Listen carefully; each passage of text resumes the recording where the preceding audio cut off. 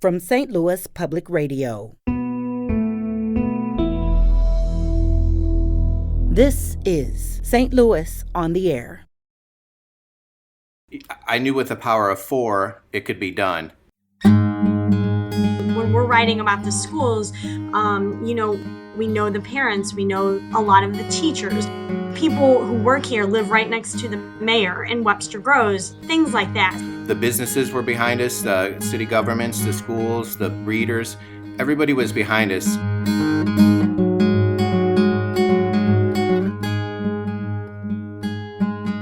Daniel Hill, our music arts editor, he was one of the people that we laid off in that first round, and it was, brutal, and like everyone just did some drinking that day, and then came back the next day, and we're like, okay, let's do it again. And Daniel was like, I'm not quitting. You can't fire me. And he wrote like a madman, and was kind of like the rallying spirit that we needed.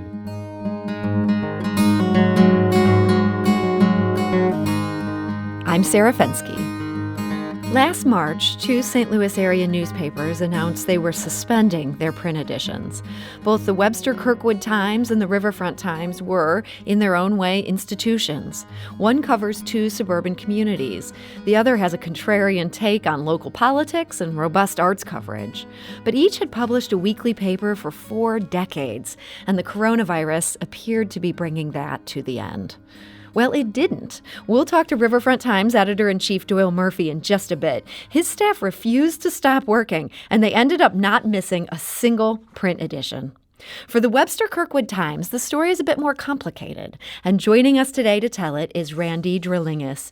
Today, he is the publisher of the Webster-Kirkwood Times. Randy, welcome. Hello, thank you for having me.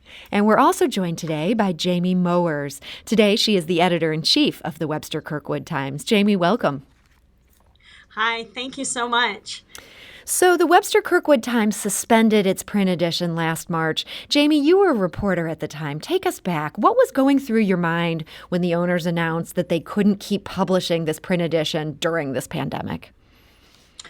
I think that we just were we were going to continue on in whatever capacity we could. Myself and another reporter continued to be in the newsroom and stay in the newsroom, doing online coverage, continuing, like I said, to work hard to cover school board meetings, city councils, things that were still happening in the community.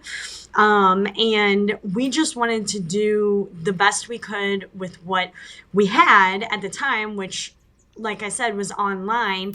But the reason that Randy and Kent and I really, really wanted to bring the paper back to print, we always knew that that's what we wanted. That was always the goal. But the whole time that we were still working online, everyone in the community just kept saying, but when are you guys coming back to print? That's what we kept hearing. And so you had this much reduced staff. Randy, you were the creative director and the IT specialist at the point when the pandemic just wiped everything out. Did you guys have layoffs? This was a smaller crew that was continuing with this online version. Yes, there were some layoffs. I continued to work for a short time from home. I did some things on the website and set up our donation system for people to donate to try to help bring our paper back. And did a few things here and there, but for the most part, that ended, in late May. You kind of winded some things down and then found yourself waiting for the next step. Right. The plan was we were going to be back in 2 months. Okay. And obviously that didn't end up happening. I think we were all surprised by how long this pandemic dragged out. The economy didn't seem to be getting better. Jamie, you kept hearing from people that they missed this print edition. Did you talk to the then owners about what it would take to resurrect that?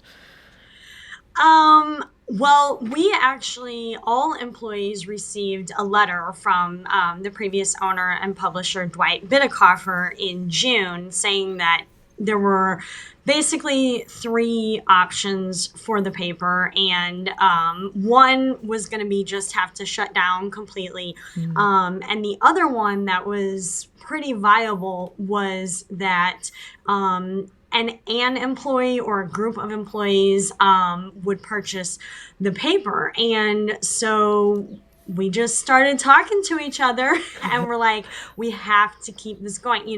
How can we do this? We want to do this. Our community really is behind this. And so, like I said, I knew that Randy and Kent were going to be key in that discussion.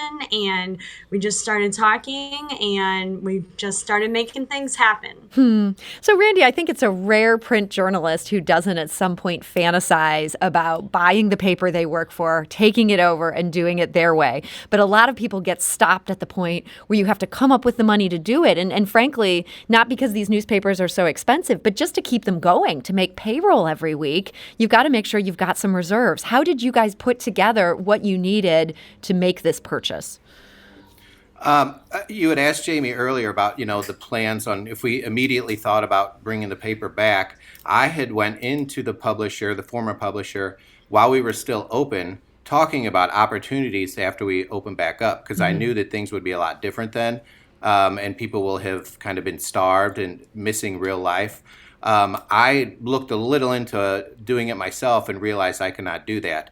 So once there was the email about employees getting together to purchase it, then it all started working because we were able to build a strong team.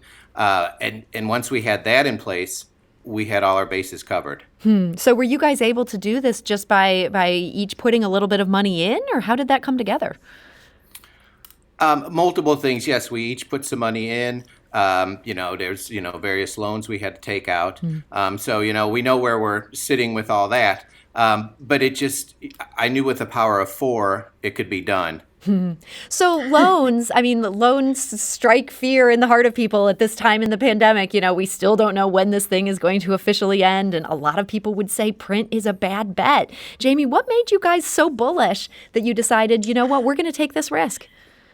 Okay, print is never a bad bet. I might be one of, that might sound idealistic from a lot of points of view, but for us in our communities, print is where it's at. Like I said, like I was kind of saying before, we felt like this was worth the risk because the community just kept asking for it. If we would have continued our online coverage and everybody seemed okay with that, or, we just kind of quietly transitioned into that and people were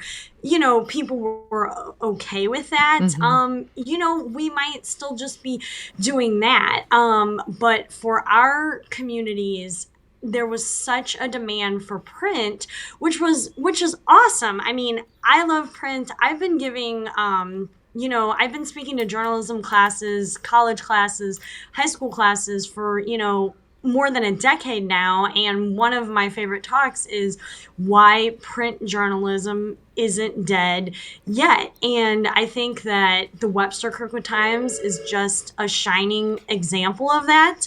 Like I said, because when you have communities that support print and want to see things in print, that makes all the difference. That makes all the difference. And Randy, you're now the publisher of the relaunched print Webster-Kirkwood Times. Financially, it helps things a lot that people love that print edition because you guys can charge more for the print ads than you ever could for online ads, I have to imagine. Well, yeah, and that's been the case since day one. Online never has made small papers enough money to sustain their staff, which is why so many have went out of business and so many have had to cut so much staff, and actually has sent us to where we are currently with the state of news. And we didn't raise our rates. We didn't do anything differently. We just came back. And luckily, like Jamie said a few times, the businesses were behind us, the city governments, the schools, the readers. Everybody was behind us. Everybody has loved that paper or this paper for so long. it was a great feeling knowing that people were actually going to appreciate what we were doing. So, Jamie, I mentioned earlier the common fantasy within the newspaper business of buying the newspaper from the bosses. Had there been things that you had always wanted to change about your longtime home there at the Webster-Kirkwood Times, and then you're the boss, now you could do it? Well, no, here's the thing. I loved it before, and I love what we're doing now. And Randy basically hinted at this. We are not reinventing the wheel here. Okay. We are coming back doing what we've always done, and probably hopefully even better. We're trying to, and that is just doing the things that make us a great community newspaper, which is our bread and butter, which is covering, school boards, city councils, and then taking those issues and writing stories about them, telling everyone in the community how these things affect them. So it's not only the newsy, very hyper local community news that we report on that a lot of other people can't, but like I said, feature stories, amazing stories about wonderful people in our community that are doing awesome things, just fun stories. I always say that everybody has a story and it's our job to tell it. And that's what we do. That's what we love doing. And we are so grateful to have a community that supports us in doing that. So, Jamie, historically, the image of the Webster-Kirkwood Times has always been that it's a vaguely liberal newspaper. If it had a point of view, that would be it. In addition to all those community things that you talked about, is that something that you guys have sustained with the new ownership and the newly relaunched print stuff? I would say Randy is really good about speaking to this, but we want to bring everything back to the middle of the road. We aim to be in the middle. We don't want to lean one way or the other. We just want to be, newspapers are supposed to be neutral in that we believe in just providing the news, providing the information, and then letting our readers decide. Randy, has that been something that's been welcomed by the community? It has. It's one of those things with our, mailbag letter, for example. One week we'll get a bunch of calls, say from liberals saying, "Oh, I can't believe you printed this letter. I can't believe it." And then the next week it'll be from conservatives. It goes back and forth. Maybe a sign you're doing it right, just what Jamie described that you want to do. I hope so. And, we've actually had some plans that we kind of have gotten waylaid. But like Jamie said, we want to show both sides of the story. We won't publish any more stories about any, really Democrat politicians until we have something from a Republican politician we can also put in there. We just don't want to be one-sided. And that was one of the first things we really kind of all agreed on when we started discussing what are we going to do with the newspaper when we bring it back. Something else I wanted to ask you about, Randy. Sometimes you just don't realize everything that's involved in management or ownership until you take it over. In the 7 months that you guys have been owners, have you found any unexpected challenges, something you wouldn't have even seen coming? Every week is generally a new challenge, and that's Yes. just the truth. We did have a carrier pass away a little over a week ago. And we've had a big section on the Turkey Day football game, which is the oldest football rivalry west of the Mississippi, and it got canceled a week before. So then we had to scramble, what are we going to do? So we ended up making a section highlighting what the schools were doing to celebrate it, even though there wasn't a game. We did a center spread showing all the seniors from that year, and we just kind of have to roll with the punches. So there's always something we have to try to figure out every week. So, Jamie, you were talking about earlier how people really miss this print edition when it went away. And then you guys took the plunge. You brought it back. Has that leap and paid off in terms of people really are now coming through for it? They're excited to read it.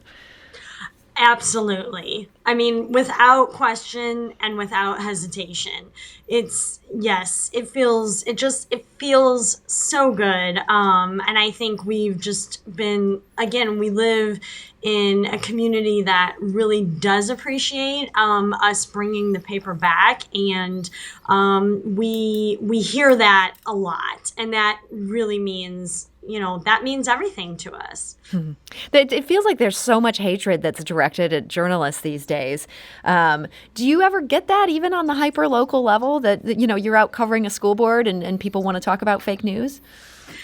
Yeah, we are not. Yes, we are not immune to that, but I mean, there's always going to be people that, are still upset, don't like what we're doing. That's just the nature of the business. Frankly, I think if no one was, if everybody was always happy with what, we were doing, we wouldn't be doing our jobs, right? For one thing. But by and large, I feel like we're in a little bit different category with that. We don't get nearly as much of, being lumped into, like the media, the big bad media, because we are hyper-local and we have a lot of great relationships and connections to the people and and the institutions who we serve. So that goes a long way toward that. When we're writing about the schools, we know those parents a lot of times. We know the parents, we know a lot of the teachers. For example, people who work here live right next to the mayor in Webster Groves, things like that. So because we're so entrenched in the community, I don't feel like there is a lot of, that going on with us. Well, that's great. And Randy, I just have one last question for you. Just looking forward, what do you see as your biggest challenge as the Metro continues to reopen and things start to kind of feel like normal again? I feel like our challenge is just to keep doing what we're doing without getting sidetracked and, letting other people kind of tell us what we should do or what we're doing wrong, kind of keeping our eye on what local journalism is. And I think just keeping that angle is going to be one of the biggest one, because as long as we can do that, then I feel like we're going to be good to go. Well, we've been ready for the internet since 1999. We've had a website. We've done every kind of thing imaginable, and there's no money there for local newspapers.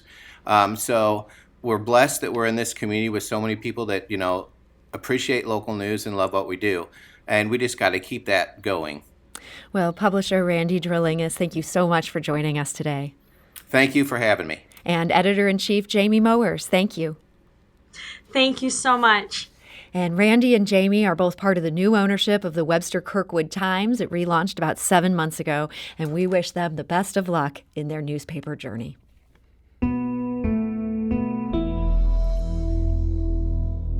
Now, it wasn't just the Webster-Kirkwood Times that faced the possible end of its print publication last March. The Riverfront Times, too, announced that it was suspending print, but it never actually did so.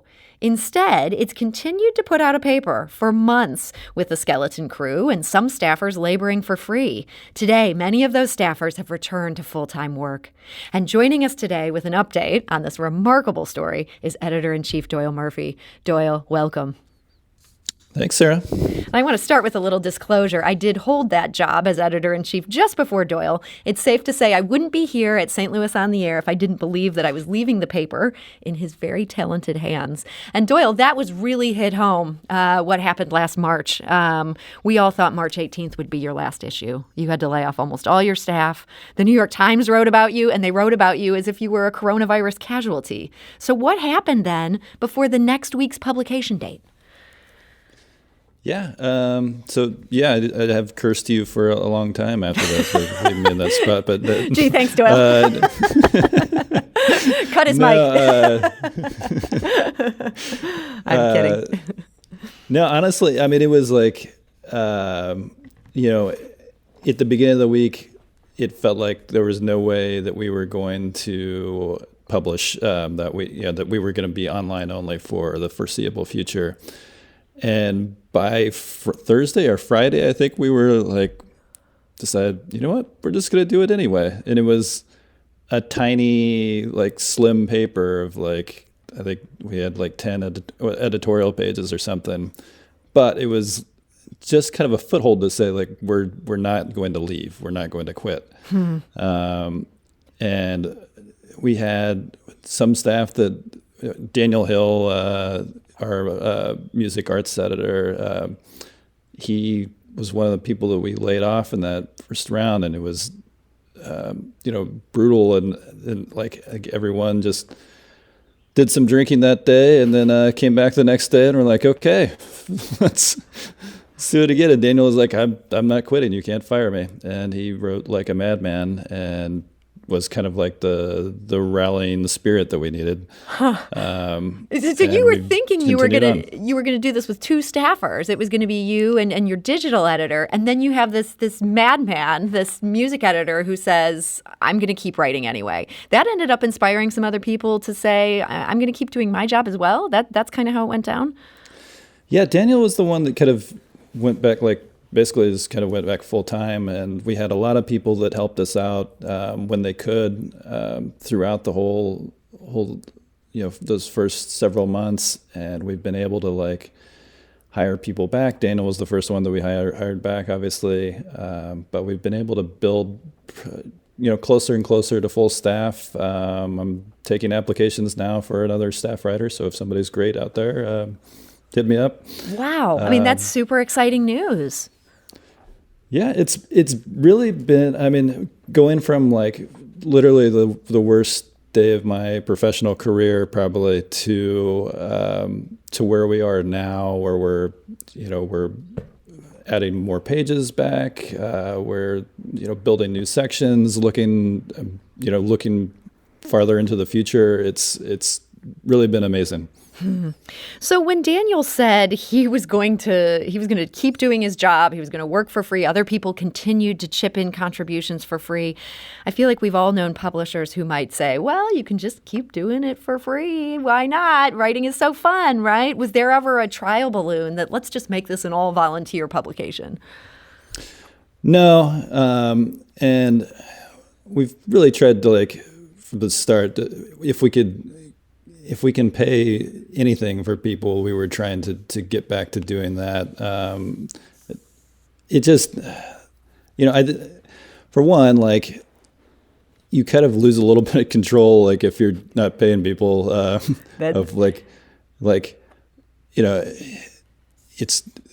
it's tougher to like make a solid plan if you're just kind of depending on all volunteers and stuff. We've had people that have been really great with us, but nobody can do that forever. It's a business. Mm-hmm. People need to make money. People have bills to pay, especially during the pandemic. It was rough for so many people. So I don't think it would have ever been sustainable to like try to just to do it for no money. Mm-hmm. So you guys did it with such a lean staff for a while, and man, I thought I had a lean staff when I was running it. I shouldn't have ever complained. But you've done some really good journalism. What have you been most proud of in this past year? I don't know if there's like one particular story, but we've been able to really do some quality work. I think the RFT has always been a place where you've had really strong, long-form journalism kind of at the heart of the paper. To me, that's really the center of it.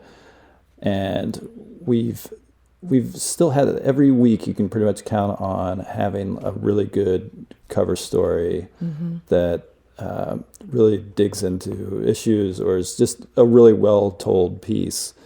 And we've kind of had that come from all over the place. I mean, we've had people writing on topics that they might normally not. Our food critic Cheryl Bear is a good example, who wrote a really strong piece about a lot of the sexual abuse allegations that really rocked the Grove earlier, and mm-hmm. Not something normally that Cheryl would write, but she did an excellent job and really like hit like a crucial issue at a crucial time. Mm-hmm. And we've had a lot of people doing that kind of work throughout, and I've been really proud to see that. We've also had some great partnerships with 63106 Project, a local journalism nonprofit. We've some national partnerships with the Trace and the Marshall Project to do some really good investigative pieces. So we've had to get pretty inventive in how we do it, but I think the results have been really strong. And on top of all that serious work, you now have a marijuana section called the Riverfront Times.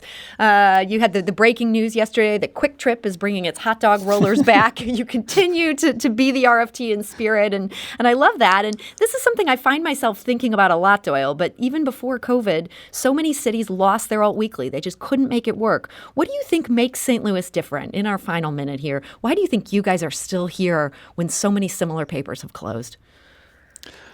I think we just heard from so many people that like it's just a part of their life. Even now, it's a paper that people would read at the bar or read at the coffee shop or grab with them to go places. So that print edition, and I think it's just it's so ingrained here in St. Louis that I don't think people were quite ready to let us go, even when we thought at times that it might happen. So people have really boosted us, and now that hopefully be out drinking in bars and reading the RFT again soon. So they weren't ready to let you go, but you guys weren't ready to let it go either. Isn't that part of it? You guys refused to quit. I think so, and I think that's just kind of the spirit of the paper. I mean, it's not a traditional bunch of people. It's not like all J school grads and stuff sitting around here. It's a lot of kind of working class people that have really just fought to keep this going. Well, Doyle Murphy, editor-in-chief of the Riverfront Times, thank you for joining us today. Thanks so much for having me.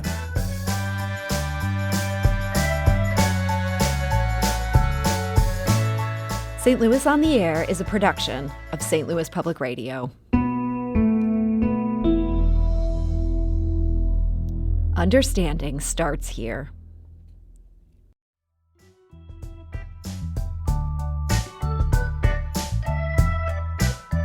Do you find yourself regularly listening to episodes of St. Louis on the Air?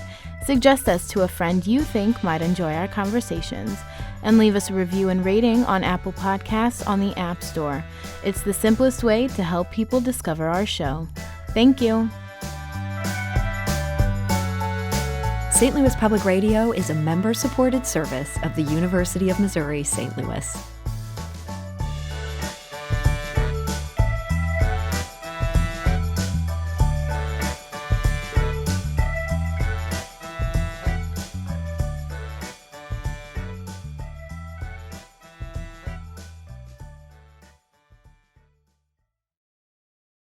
Support comes from the Missouri Forest Products Association.